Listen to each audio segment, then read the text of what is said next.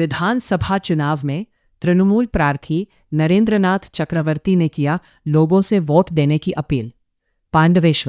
पांडवेश्वर विधानसभा अंतर्गत केंद्रा अंचल के छाताधौरा शिव मंदिर में तृणमूल प्रार्थी नरेंद्रनाथ चक्रवर्ती ने पूजा करने के बाद केंद्रा में चुनाव प्रचार शुरू किया।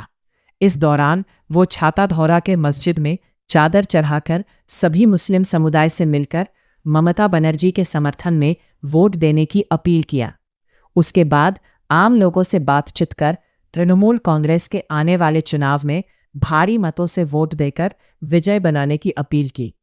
इस अवसर पर किरीटी मुखर्जी, रमा रुईदास, जमुना धीबर, संतोष पासवान, लुकमान अंसारी, विशाखा बाढेकर, श्रीकांत शाव तथा अन्य तृणमूल कार्यकर्ता उपस्थित रहे।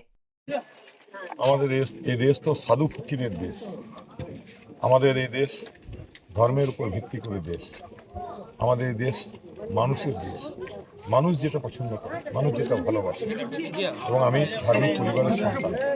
সেই জন্য প্রথমে যেমন আমি এসে শিবের অর্চনা করেছি, এবং তারপরে এই বুড়ো পীর সাহেব আমার অত্যন্ত প্রিয় মানুষ। আমি মনে করি উনি আমার অভিভাবক। আমি বিশ্বাস করুন আপনারা, আমি এসে দেখতে পাই উনি আমার মাথায় আশীর্বাদ করছে।